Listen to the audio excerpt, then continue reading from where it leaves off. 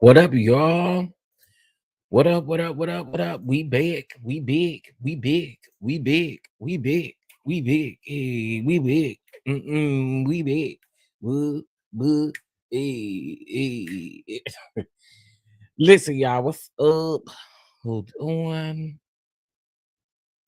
I'm still gonna come to the baby. Y'all are getting the chef in rare form. Y'all don't get the chef this much. So y'all should be grateful, honey. Anyway, before we get into the things, y'all do know that we are going to be recapping and watching episode 2 of Love and Faith Atlanta. All right. This is the moment that I've been waiting on. This is the conversation that they're about to have about the LGBTQ serving in the church, child. So we're going to be interested in that. All right. As you guys come in, please make sure you hit that like button. It is a free way of supporting the platform, and it'll help get this show out in the algorithm. Before I do so, y'all, let me fix something because I realized I just messed something up. Oh Lord, hold on 1 second. If you guys have not checked out our review for what's the name of the show? Heart and Hustle. Houston, please go check it out. Don't miss it. It is quite interesting. So make sure you check out that review. That review is for episode 1 and 2. All right. Give me 2 seconds and I'm gonna speak to y'all, then we're gonna get started. All right. And let's see. Oh my God, none of this worked. Okay. That ain't right. Give me 2 seconds, y'all. I didn't realize that I didn't do this. I know I did it earlier. I wonder, it just didn't save, I guess. And then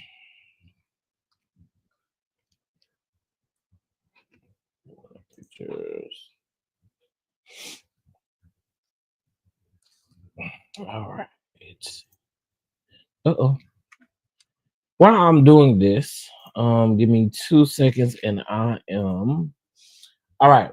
So before I get into it, of course, y'all, you do know that we are going on tour. All right. Me and Sheridan is going on tour. Your city is listed below. And if not, honey, I hope to see you at least in any of the cities next to us. Okay.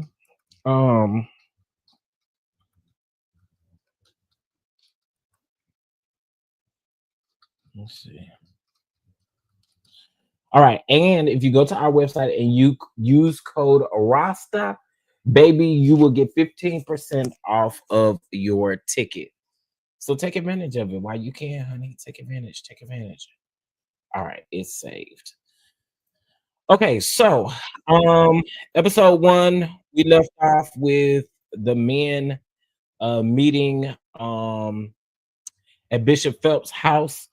Remember that Bishop Phelps and the chef, they was debating over who had the best macaroni and cheese. Yes, that's what they was doing. They was debating on who had the best macaroni and cheese. Okay. The best macaroni and cheese. Who has the best macaroni and cheese? Macaroni and cheese, macaroni and cheese. Who has the best macaroni and cheese? Macaroni and cheese. Okay, anyway, let me speak to y'all. I know y'all probably think you're weird, bro. Okay, just don't say it. All right. What's up, Miss Faith? What's going on? What's going on, Mama Bees? Thank you so much for being here. Thank you to the mods. Didi, what's going on? And thank you so much for being a channel member. We appreciate it. Let's see who else is up in here. Terry, what it do? What it do? What it do? Are you still at your outing? Are you back at the house? You know what I'm saying? Where you be didding? I remember when we was in high school, we used to say that. We used to ask our bus driver, we was bad. We used to ask our bus driver, what you be did? And bus driver, and bus driver would get so aggravated with us. Hey, Kay Calloway, what's going on? What's going on? Hey, Miss Monet, what it do, boo? Hey, Lee, what it do? What it do? How are you? What's going on? Yes, here goes the ticket links. So make sure you go ahead and use code RASTA. And I promise you, okay, I promise you, you don't want to miss it. Okay.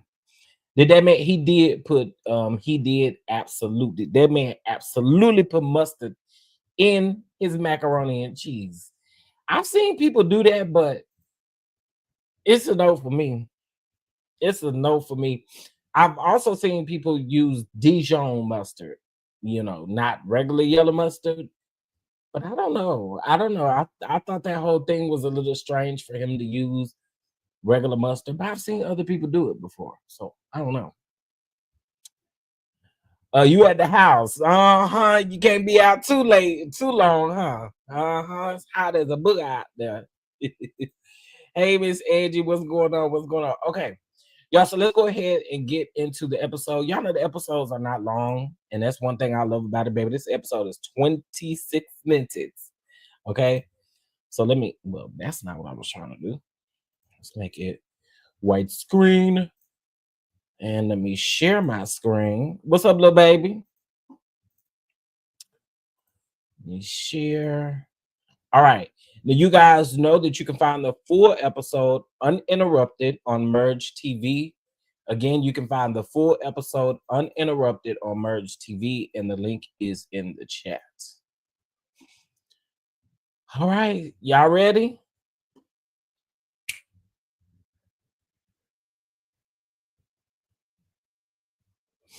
The rapper in here.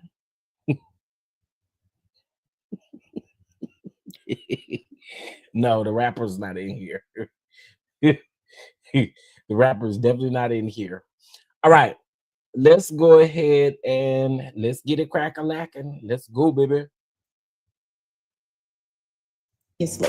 On Love and Faith Atlanta.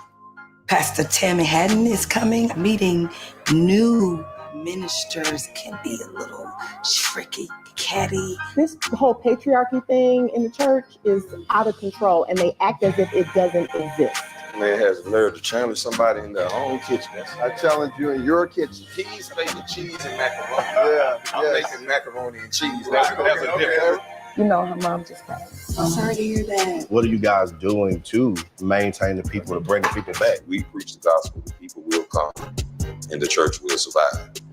They brought like 20 sheriffs in one Sunday. Shut up. I'm gonna have to go with them. I'm gonna have to go.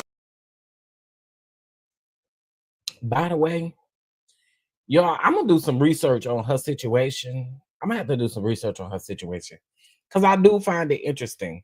I find it interesting. 20 sheriffs to come remove you from the church. I want to know all of what's going on, and I don't remember ever. Well, I ain't gonna say I don't remember hearing about it. It probably just wasn't a big deal to me back then. But I'm gonna go do some research after this, and we're gonna find that story. And by the next time we come back next week, we'll have some tea. All right. Anyway, let's keep going. Go with them too. Let's get the grill. Let's get out here fired up. Yeah, hey, I'm a fighter. You can check my heart, try to break this in me. led me down I'm Lady Lorana Phelps. Every moment that I'm laying down, the girl next door is getting up. So I gotta keep getting up and showing. My name is Bishop Eusebio Phelps. One bad choice led me down a path where I could have lost my life. I'm Tammy. The average woman really is looking to find her place. This is my husband, Gerald. That's right. Your best half. It looked all wrong. Yep. But then sometimes wrong can be right. And but then his look right, and then sometimes right could be wrong. I'm Pastor Angelique Simmons. Oh no, whore. You would not be a whore. You wouldn't be a stripper girl. You're gonna get us in trouble. It's okay. Today we had Pastor Haddon, Pastor Jeremy Tuck, Bishop Brent Tiggs, my best friend. Since you're the youngest, man. Youngest, You're the youngest, oldest. Youngest, oldest. 20 years. 20 years 20 pastor? years. Wow. Godly. So you started when you was 10. 12. Close. 12. Being in ministry for 20 years, but being the youngest one in the group, kind of posed a little bit of concern, a little bit of anxiety, I should probably say. Did you know this was what you was gonna do? Not really. Really? Not really. Really? I thought I was gonna do baseball. Wait a minute. I'm sorry. Why you sit so close to me, Isaac Hayes? They told me to sit here. I mean, he sat at the pillar. He sat right. He might as well just sat on my lap. Is your wife an intricate part of your ministry? Sir, you do realize there's other people that's gonna come? Somebody gotta scoot over and sit down? What do you mean, sir? Here we go already. No, not as far as leadership. No. So she just first lady. Yeah. Wow. And What about your wife? Same. She Just first lady. Yep, she just first lady. Do you think where you are now, in 8 years, what you're doing well, right? Because I've been in your ministry. It's thriving. It's incredible. So even what I've seen when I came, do you think if your wife was more in ministry, do you think it would grow the church? I don't know if it would necessarily grow the church, but I think it would empower the women, the mothers in the church a little bit more. First thing we got to do is we got to get y'all to put y'all foot down on y'all wives. So basically, they said that they wives is not really in ministry, honey. They wives just serve as first lady. That just the pastor's wife. All the other stuff, they ain't really in ministry. They ain't really doing the women's ministry, street ministries. They ain't really doing that stuff. They ain't really tied in like that. That's interesting because there's not many first ladies like that. Get here, help me build this church. Because me and my wife, the way we do church together, like she preaches, we pastor together. She's not my first lady. She's not my co-pastor. She's my pastor and I'm her pastor. We pastor together. So the good thing about that is I get to go on a sabbatical every other Sunday. Like last Sunday, I didn't have to preach. She preached. We preached this Sunday. We preaching together. Last Sunday she preached. Sunday before I preached. This Sunday we preached together. Next Sunday she'll preach. Or Say do what works for you. And it works. But that's how our relationship is. It's a little different.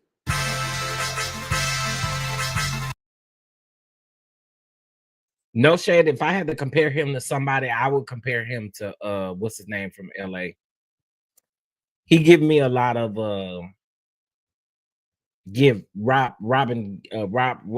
what's his name? Lord have mercy. Y'all know the one that talked about bringing the pow to the church house. Y'all know what I'm talking about. Lord have mercy, why his name slipped my mind. Gibson. There we go. Gibson. He reminded me a lot of Gibson. Not Robin Dixon Lee. I cannot. Ron Gibson. That's what I was trying to say. Ron Gibson. All right, let's keep going. Initially, like my husband is a pastor and I'm here to help. I'm co-pastor, whatever. He won't allow me to say co-pastor. So he's like, no, we pastor together. We make decisions together. And it's worked. It's still challenging though for me because of me. I think because I'm new to this space if I can be honest, there is a level of imposter syndrome, you know, like, because I know me better than anybody knows me. And it's like, yo, God, you sure? you sure that you want me to do this? I think that's so important to be who you are, own who you are, and be okay with it. I think in spiritual spaces, we feel like we got to show up a certain kind of way. And that's why a lot of people don't allow God to use them, because they don't feel like they measure up. Just be yourself. Yeah, but nobody tells us that. You know, nobody tells us that. It's you got to act just like whoever your first lady is or whoever your spiritual. Because when she started coming around me, I was like, just be you. Just be you. You ain't got to be nobody different. You're you. I'm me. Right. Just be you. She allowed me the space to be myself. Everybody needs that, and not everybody gets it. My first encounters with first ladies and pastor girls, it did not work out. I can imagine. And I remember going. So again, I'm here for not being forced and not having to do stuff because your husband is a pastor, because your husband is in leadership. You know, everybody doesn't ask for that type of lifestyle. So I totally get it. You know, I definitely totally get it on that one. All right, let's keep going. To my husband, I actually seen her on a billboard, and I would pass by the billboard every Sunday. I said, I don't know her, but this look like this should be my friend. Wow! Because what Bishop trying to set me up with, we just don't mesh. Yeah. Because I could not down. I love beauty. I come from beauty. I come from the beauty industry. You're not sending me to hell over my red lipstick. Come on. I cannot do that. I will not go there with you. Yes. You would not have me on pills to function, because I don't measure up to your Christian standards. I'm not doing that. So I was passing by her. All right, now, lady fellas, now that's a word right there. That's a word right there, because that's the first thing that the mothers want to do, is send you straight to hell for wearing your red lipstick, honey, or for wearing your stocking, or not wearing stocking, excuse me, wearing open-toed shoes and all of the things that try to send you to hell immediately, honey. You're not saved. You ain't sanctified. You ain't Holy Ghost filled. You ain't got nothing going on with the Lord.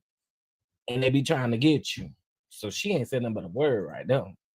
I said, Bishop, I want to go meet. He said, I know who that is. That's Angelique Simmons. I said, who is Angelique Simmons? I'm not behind the scenes of this world.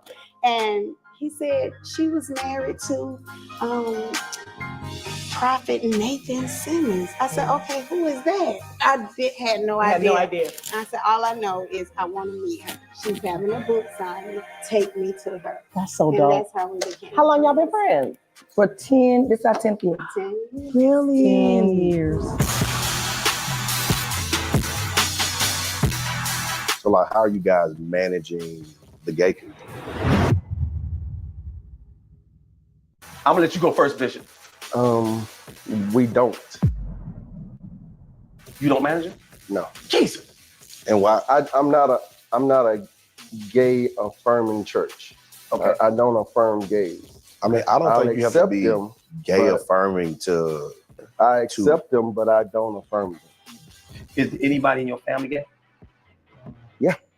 Like immediate family, like your children, No, any nieces, nephews, brothers and sisters?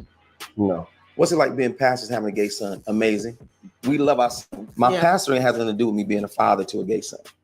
He's my baby first. What's crazy to me is the same people that would have a problem with me loving my gay son would be at home giving money to their crackhead son or their alcoholic son. Yeah. Would you let?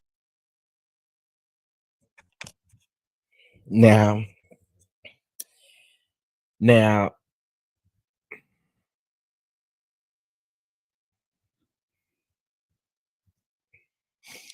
hold on. I'm gonna come back to it because y'all know I got a lot to say, right? Let me just let them get it out. Let me let them get it out. Let them serve. Jesus. Now that's where it gets sticky for me. Right. Because that was gonna be my next question. Like, what does he stopped breathing hard? You see that? He said, because what does serving look like? Yeah. You know, in your church. So if somebody comes in your church and they're a part of the LGBTQ plus community, you know, what does that look like? Can they serve? Can they do praise and worship? Can they be an ordained minister? Yeah. Not if I know that's their active lifestyle, because I don't believe in the gay lifestyle. With this being Atlanta, it's almost as if you have your churches that are affirming, and you have pastors that are affirming because they have an alternative lifestyle. So it's basically you attracting who you are. I disagree. I disagree Totally with that too, because I think, I totally disagree. you know, with an urban church, I think you kind of you're more of a fishnet. You're not a fishing pole. You kind of pull in what you get. Nah, I'm trying, y'all. I'm trying. I'm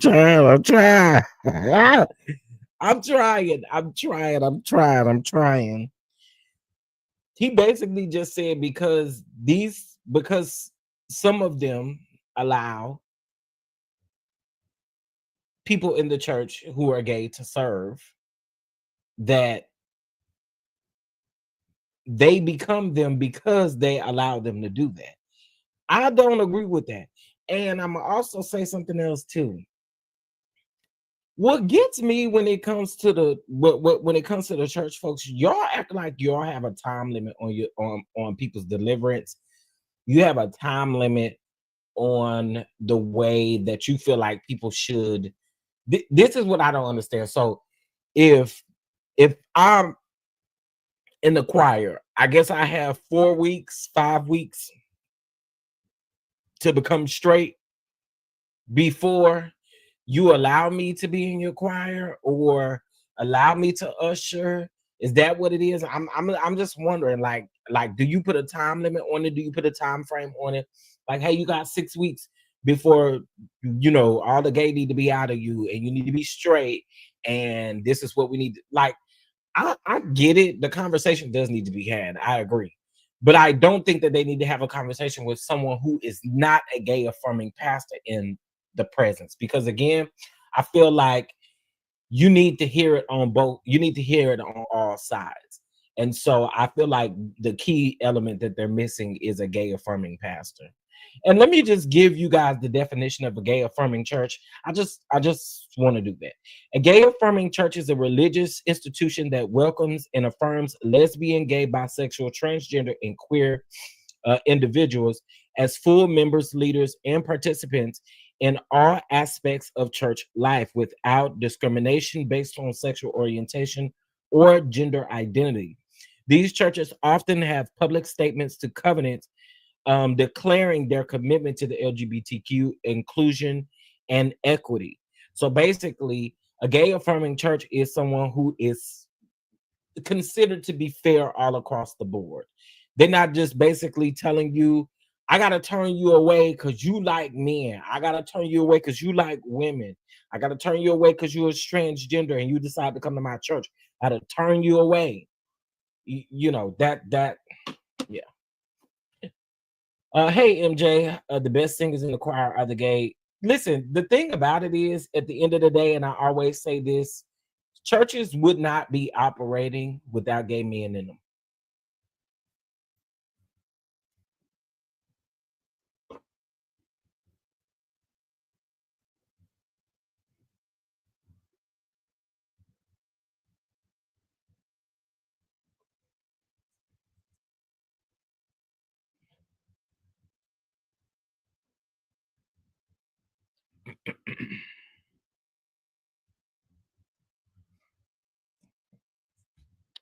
It's the facts. Let's keep going. Yeah, you know, and you gotta kind of work with it. First of all, I have a gay son. Let me start there. I don't know if I told you. He ain't little gay. He's in the gay community. All right. I was really shocked. He's a karaoke singing He's a part of the listen, let me tell you LGBTQ something. community. He comes to church just for karaoke. He comes to church just so he can sing his songs. It felt good to have some camaraderie in the moment or in that particular space. Where I come from, being gay you didn't say out loud. To be honest, I think I had friends growing up that were gay, but because of how we came up, you couldn't say it. They couldn't say it out loud.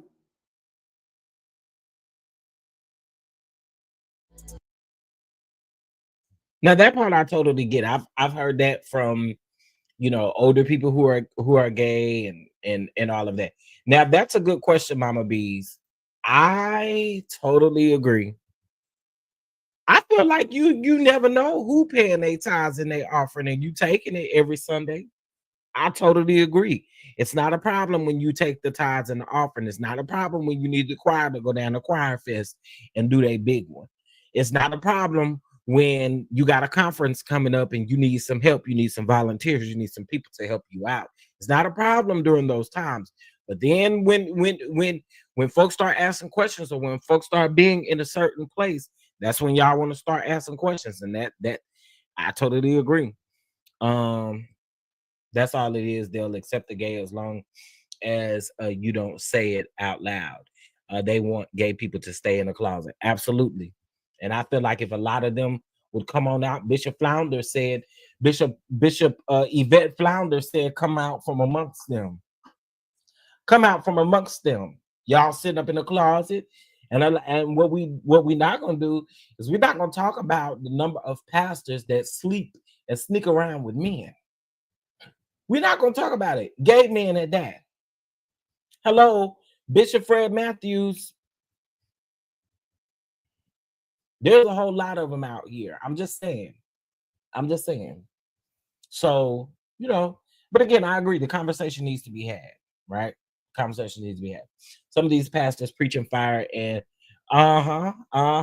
yeah, Terry, they sure are. My ex-husband was a musician and all his lead singers were gay men who could bring the house down, and anointing most definitely fail. God uses his vessels this way. I agree.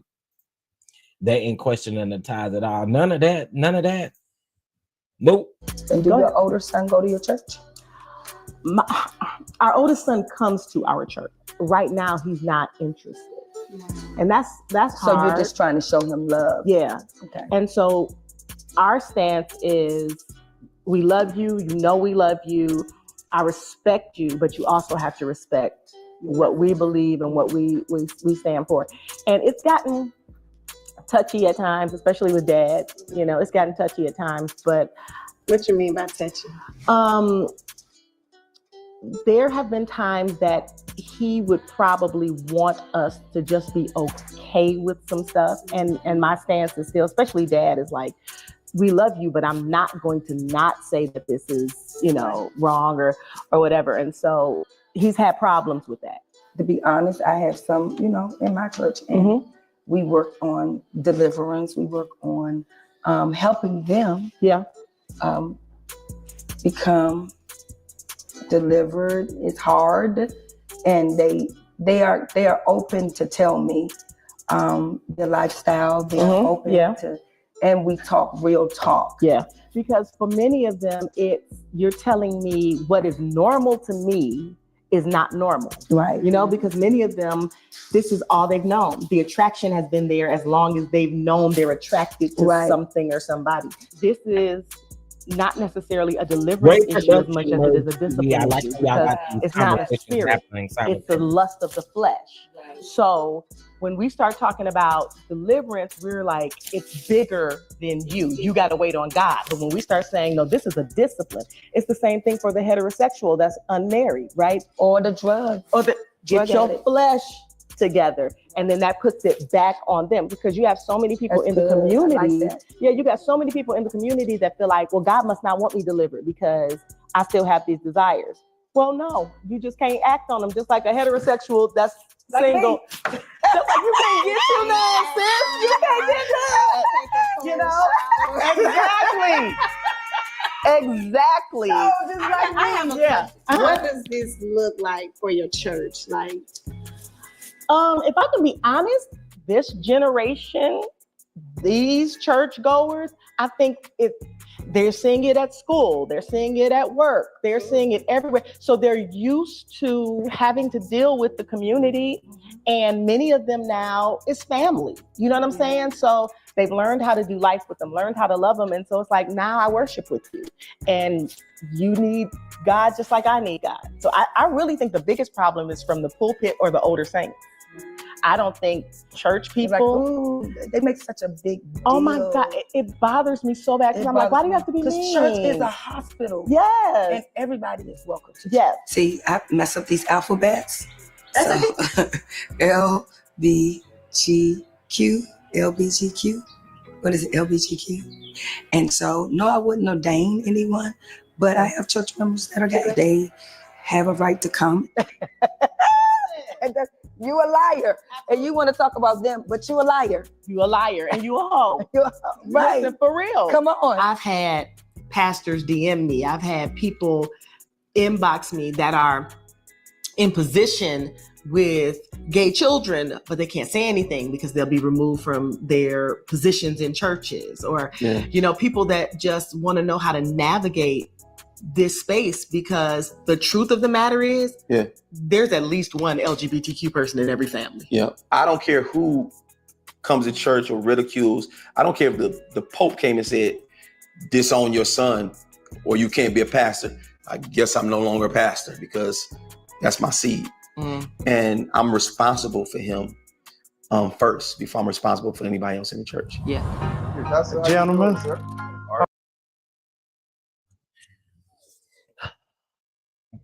Okay, that was a lot. That was a lot.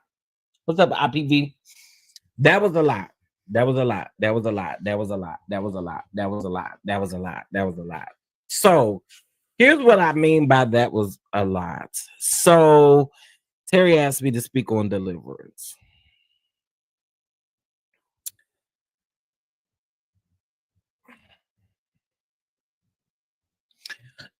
First of all, deliverance is specifically yours. It's like your walk with Christ. It's always different. Nobody's deliverance, in my opinion, this is my opinion, nobody's deliverance is the same. Right? I think what the church believes is that you can literally pray this thing away and it's just going to go away. Your desire for men, for a heterosexual person, your desire for men don't just go away. Your desire for sex may be different, but your desire for men just don't go away. So I see people all the time kind of like, oh, you need to be delivered. You need to be delivered. And then my question becomes this. What are the tools and what are the things that you're giving me to help me through this process?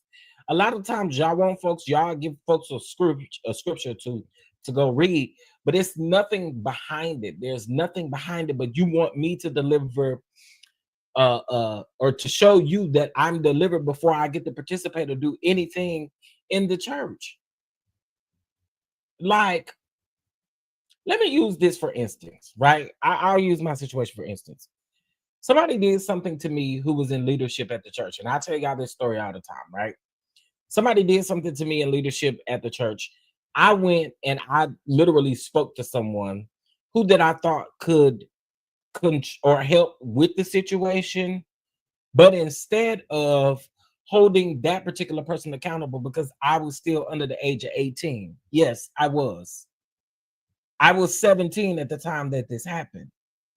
So when it started, I was 16. The time before this meeting, I was still 17 years old. So at the time of this happening, right, I'm still at home with my mom. All of this stuff is crazy. I thought that I was going to talk to someone about something, and then they turned around and told me, "You need to be repaired. You need to be delivered. You need to be set free." I'm like, wait a minute. Hold on. I just told you what a grown man just done to me. Hold on. I just told you what a grown man done to me that's in this ministry. And you turn around and decide to then come sit me down? You decide to come sit me down?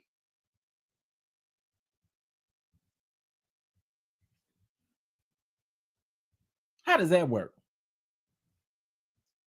So I don't think I listen, the conversation can go so many different ways, but the way people do you in church is insane. And it's almost like you got a time frame on your deliverance. Like if you don't walk in your deliverance within 3 to 4 weeks, then child, we're gonna make sure. Like, I don't get it. I don't get it. So then I can't come to church no more. I can't participate in church no more. I remember one time I went to this church, y'all, and the pastor told me out of his own mouth. I said, I would like to join the choir. He said, you got a look on you. I can't let you join.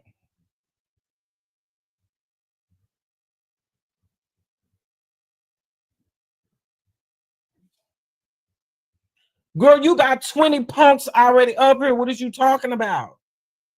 What did you talk? You got 20 punks already up here. You got 20 punks up here, and you got the nerve to tell me that I got a certain look on me. So folks wonder why I don't attend church. That's why. This is why.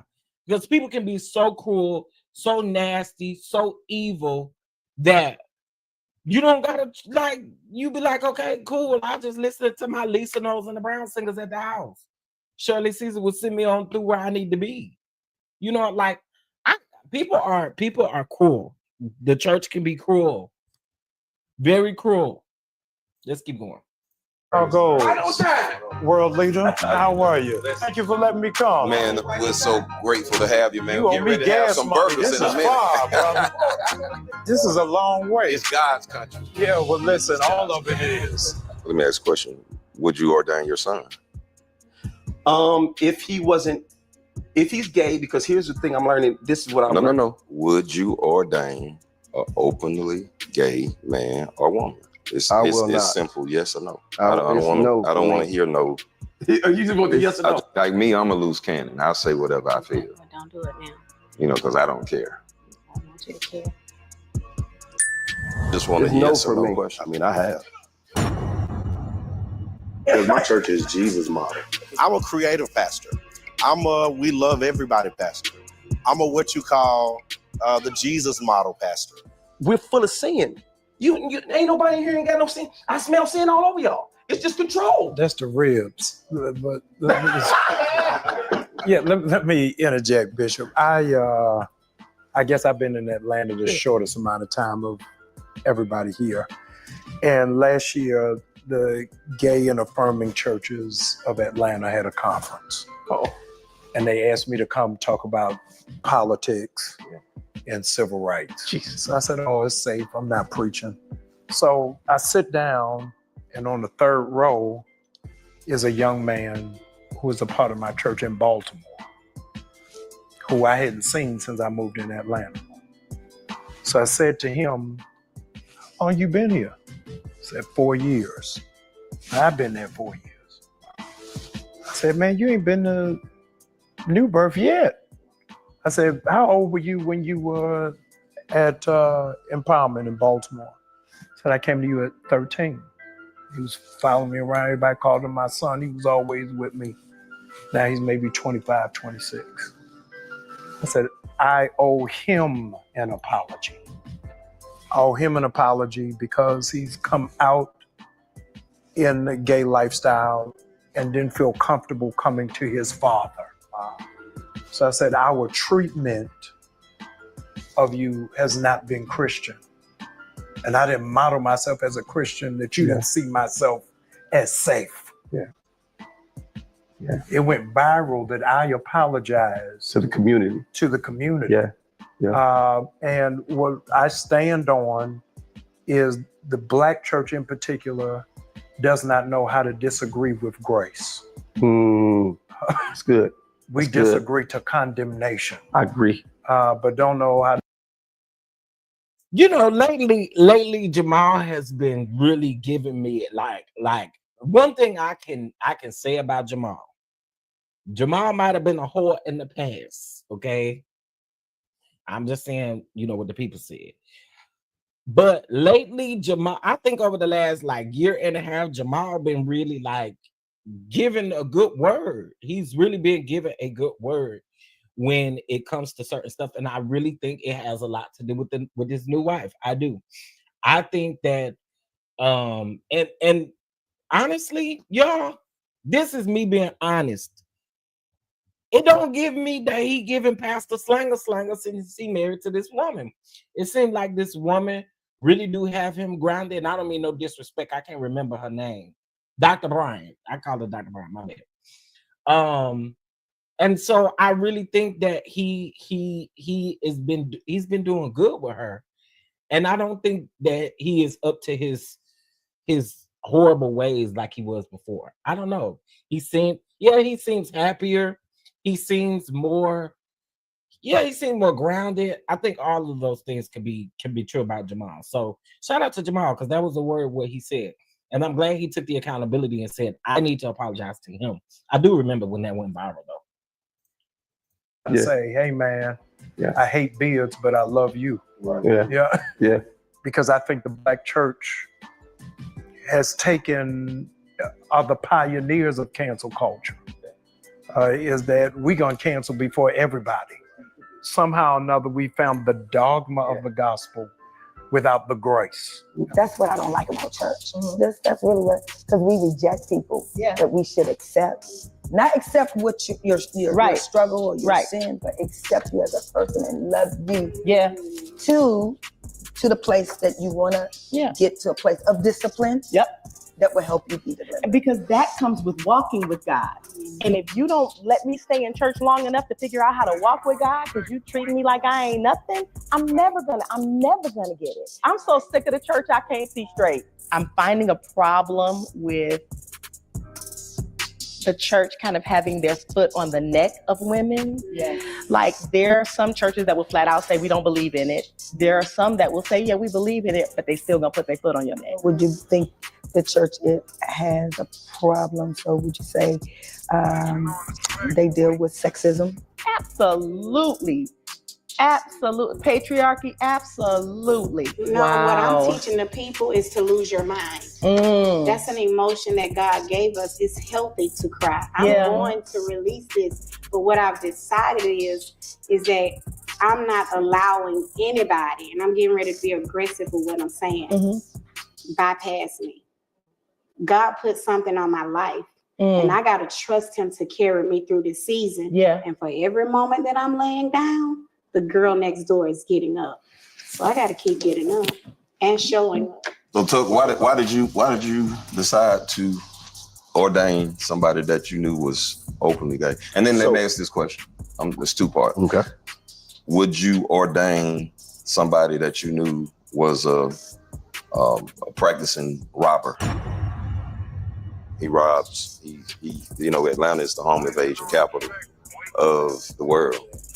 Would you ordain somebody that this guy, he runs a robbing crew? So I'll answer your question, but for me, my church is, again, we're more Jesus model. We look at it from the perspective of Jesus was love. He hung out with sinners. He didn't spend any time with the Pharisees. He spent all of his time with people that the church didn't want. And then he also spent the majority of his time going against the grain of the church. And so for us, I've always said that my church is not a fishing pole church, which means I can be selective at what I catch. We're a net church. Whatever.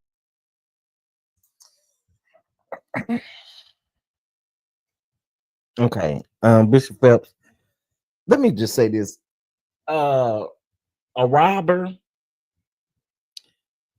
Y'all, sir, see, this is what's wild to me, right? When we talk about church, right? It's so easy for them to talk about the LGBTQ, right? But y'all don't talk about the other sins that people commit, and no sin is greater than the next. Y'all don't talk about the men who sit out on their wife, especially in leadership, the ministers and people who are called to minister to other people are the ones who are selling themselves short by cheating or by doing the next thing. But y'all don't crucify them. Y'all don't have those type of conversations with them. Y'all don't talk about it out in the pulpit like you do about homosexuality. Do y'all understand why the LGBTQ literally has stopped going to church? Because it seems like every Sunday we have to preach about the same thing, and it's like you want to preach the gay out of us. But are you preaching the nastiness out of minister such and such for going back there and messing with that little girl? Huh? Did you have anything to say when minister such and such got that girl pregnant over there, and then the pastor made her stand up in the church and say that she was pregnant? Did y'all preach about that? No, they don't. They don't. And listen, I'm not saying that all preachers don't. I'm not saying that. Because I know somebody will come in here and say, my pastor preach on it. You know, you don't know my pastor like that. My pastor preacher. Okay, I'm not talking about your pastor. There are churches and there are leaders who every week, Bishop Wooden is one of them. We just got through talking about him. He has an obsession, it seems like, with the LGBTQ community, because every Sunday, instead of leading souls to Christ, you over here tearing down a community of people who don't do nothing but build y'all up. So again, my question then becomes, why don't y'all have restoration periods and things like that for these ministers and leaders who sit up and violate their family? When you go and cheat with somebody and you're married and you have children, you violated your family. You violated your vows. You've done all of those things, and y'all don't ever want to talk about those things, but we can always talk about the LGBTQ community like we are the grossest thing on this planet.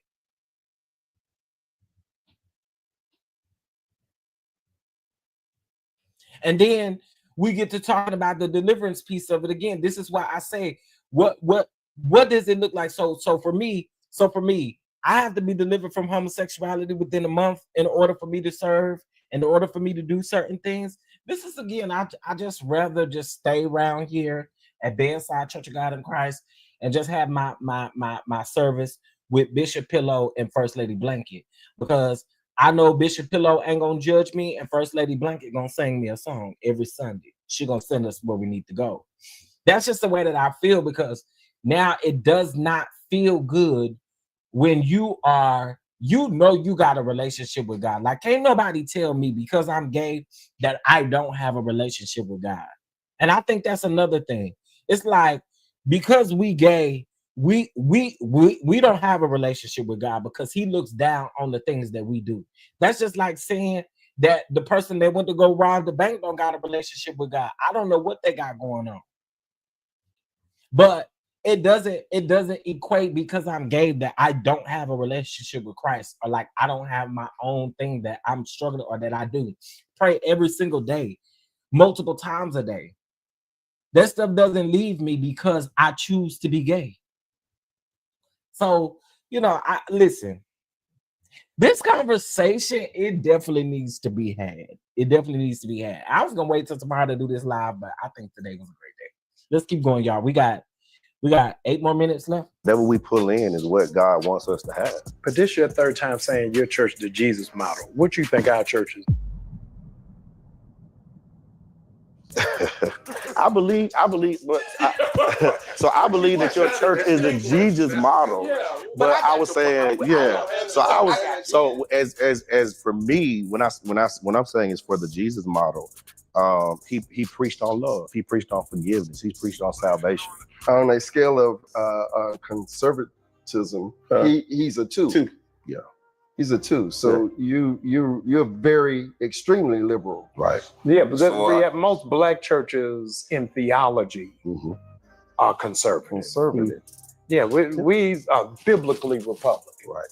Absolutely. True. We are missionally Democrat. Yes, sir. Much of what we're hearing out on this deck is white evangelical. That's deep. Yeah, is that we are against affirming LGBTQ, against same-sex marriage. We haven't even gone on abortion. The burger's gonna be killed by the time we get to that. And I think that we got to think through Is that the Come on, pulse Jamal. of the people we preach to? Or is that the disconnect from the pulpit? I think it's the disconnect from the pulpit. I agree. I don't think the people are as much as concerned about are you LGBTQ plus or anything like that. I think it's our dogmatic.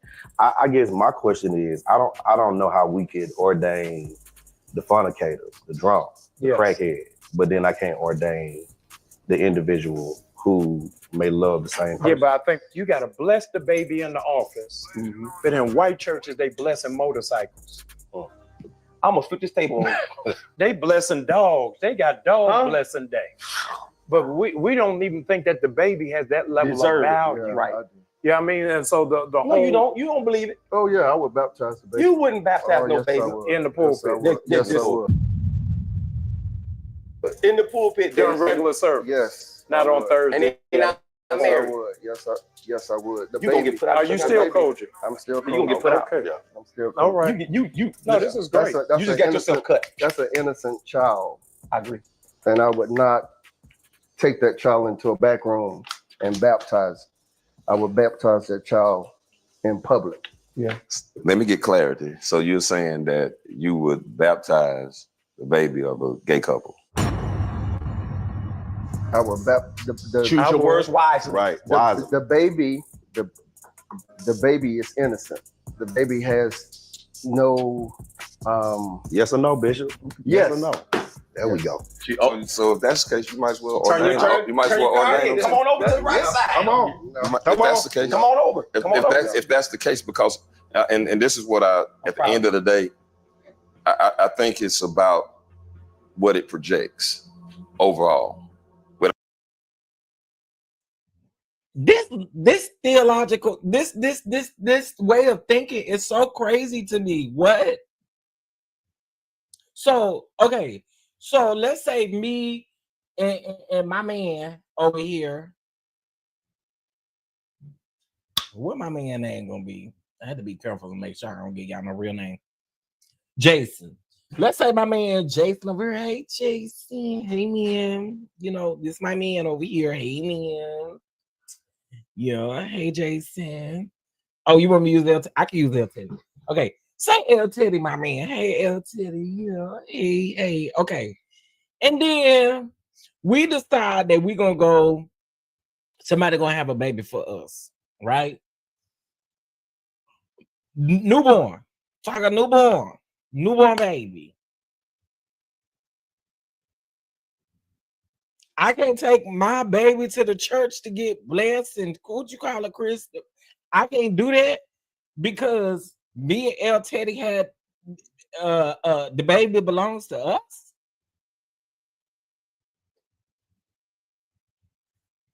Come on now, like somehow you might as well go ahead and ordain the two. So you were saying ordain me and L Teddy because we come to get our baby blessed. I do not agree with that. I do not agree with that. I do not agree with that. I do not agree with that. First of all, I'm not taking my baby to nowhere y'all ain't accepting my ass no way. Okay? Let's be very clear. Right, and then acting like the baby gay, acting like the baby got gay cooties on them or something. What is up? What's wrong with y'all?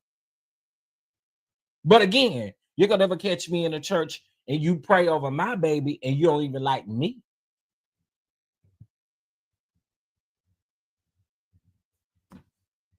Like, if you don't even like me, you mean to tell me you think I'm gonna bring my baby who I love to you? For you to pray over them? Nope. Let's keep going. Yeah, we're almost done. But all of it as relates, because there's a message that's being spoken silently that says we condone it. I disagree. What the message is, the child has value. That's true. That's true. I'm saying that's you in the pulpit. I'm in the balcony. Now I wouldn't do it. Because we do public baptism. We do public baptism. That's right. Children. That's true. That's true. But at the end of the day, so And you got to think whenever you're having a Christian service, right? A Christian service, you have grandparents there, you have the godparents there. So I just think that you just got to be careful, and I believe that's the reason why the church is in such of a mess now. I disagree. Because we baptize them. What, Bishop Phelps? What are you talking about? What are you talking about, Bishop Phelps? Maybe this is editing. Maybe they cut something out. What are you talking about, Bishop Phelps? What are you talking about? Come on, bro. Come on. This is crazy. This is crazy. Public because the church is the community. The church is the church is community. So if I have a single mother, and I think, let me finish. Yes. I think that there are churches for that. I just want to raise something. Because Bishop is in the book and he's in the Jesus model, and you read the Message translation. But I'm trying to figure out. It just dawned on me. NLT. Me and you, the only one righteous, I think. Because I'm trying to figure out how all these preachers got tattoos. Bishop, thank you for your hospitality. Blessings. Can I get a burger on the way out? Thank you. Love y'all. Love you too. Listen, next time. His way of thinking is crazy. So you would make the child suffer based off of the decisions of the parent? That is crazy. If that was the case, there would be so many people that you would shun. Again, it's different when it comes to the LGBTQ community, but when it's everybody else, let's accept them. Let's bring them in. We can deliver them. We can set them free. We can do all these things. But again, when it comes to the LGBTQ community, it's so different. That's crazy. I'm gonna have my lashes. Mama girl, I'm gonna get to your comment in just a second. I didn't get the memo. The next time. Y'all blessed. Both of you are blessed. And you're gonna get your boo. And I'm gonna get my boo. You're gonna get your boo. Yes. Next on Love and Faith Atlanta. What's supposed to be here? Buyer's order. A buyer's order. Is there a buyer's order on this window? No. I'm doing something for y'all that no one has done for me. Real talk though, Gerald. How come you have all the patience in the world for the foolishness that happens with you and your family, but you have no patience with these boys? That's not true. I was heavy in the streets. When I say heavy in the streets, I was heavy in the streets. I brokered major drug deals in the streets. How do you sit across a dinner table after somebody just said that to you? Your faith need to be strong. Your faith need to be strong in God. And so it's very important that we gather people and keep them lifted in this season and this time. I'm a fighter. You can check my heart. Okay, so here's my thing. Here's my thing, Bishop Phelps. It's so hypocritical of you. It's hypocritical of you to literally say, you just got through saying that you were a drug dealer, excuse me. You was down here off up in these streets doing what you was doing. And then we in that same breath, you still condemning a child as if the child did something wrong. But you was around there in the streets. So you understand and you get it. Okay. Somebody said it in the chat. They think like old school people think, and I agree. I think old school people who have this old school mentality, they are not willing to have the conversation that they need to have. I think Jamal Bryant was a perfect person. Now, I think it would have been better had they had Jamal and maybe a gay affirming pastor there as well. Because, excuse me, I do know a couple of gay affirming pastors who don't mind speaking the truth when it comes to this type of stuff. So saying that you can't baptize a baby or christen a baby is crazy to me. That's crazy work, y'all. Like, and again, I do think that these conversations need to be had because I think a lot of these people are still stuck in their old school ways. And this is a key to me. And not in that type of way. It's weird. Okay, so let me read some of y'all comments. So Bama Girl said, I found out that the pastor of my church I grew up in was my cousin's dad. He stayed the pastor until he was able to stand it, or maybe not able to stand anymore. He also tried to hit on me as a young adult. Oh, Lord have mercy, Bama girl. Jesus. I was expecting a non-gay affirming pastor to say that he wouldn't christen a baby of a gay couple. Yeah, I could see that coming from him before I could see it coming from, I don't know, that's crazy. These ministers and preachers must have small churches with small memberships, be they are so very narrow-minded. I just think a lot of them are old school, and that don't make no excuse because y'all need to, you know, fix your logic and your way of thinking. But he shouldn't be a pastor based on what he said. Ooh, Precious Drew, he been a pastor for a long time, child. I don't know. Some of these, I'm telling you, some of these pastors, you just be like, this how you think? That happens with pastors. They spend all of their energy on church, but the family is suffering. And that's the thing. That's the terrible piece of it. I know one thing, I better not see them at this cookout next episode. So what about the kids or the babies born to crack parents? I was getting ready to say that. So I don't know, that's double layered too. But I just don't think you should ever shun children out. I don't think you should ever shun children out. Because what they do, they didn't do nothing. Mama B said they are condemning an innocent child. That's no Christian. I agree. Some of these men need to just work in the church and not be a pastor. No real leadership skills. I agree. Bro, you was moving so heavy work, some heavy work, like the nerve of you. You were harming the community with the street poison. I'm sorry. Yep. These are like D3 pastors or JUCO pastors, like in school. I'm telling you, I think the whole thing is crazy. I really do. I'm glad that they had the conversation. Shout out again to Merge TV. I'm going to share the full clips, the full episode, so you guys can go see the episode. I am going to break down a little clip and put it on my short so that people know that we're reviewing this show too. The show comes on every Sunday, and I guess they uploaded at midnight on Sunday nights because it was available like early this morning. So anyway, I hope you guys did enjoy this this review, because like I said, the episodes are short, but I want to get the word out there so people can start watching it, because again, these are conversations that we need to have.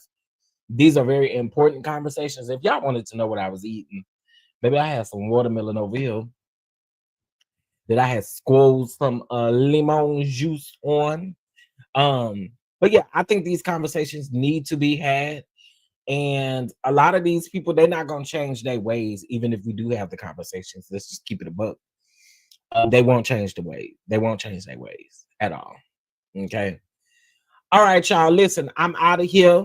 I do appreciate y'all for tuning in. Please, again, let everybody know that we are reviewing this show. This is called Love and Faith Atlanta. Okay, it's like a spinoff from the Preachers of Atlanta. So it's good. It comes out every Sunday. I don't know how many episodes they have, but I do know that the episodes are less than 30 minutes, and so they're pretty dope episodes. So shout out to y'all. Shout out to everybody who came through, all the mods, all the members. I do appreciate y'all. Thank y'all so much. I'm going to definitely be sure to catch y'all in the next live. Make sure you hit that like button, mash that like button, mash that like button, mash that like button, mash that like button. Make sure you also get your tickets to the event, okay? Make sure you get your tickets to the tour. They are on sale right now. And again, you can use Klarna to help you out just in case, maybe you might need it. You know what I'm saying? But I do want to see you guys in the building.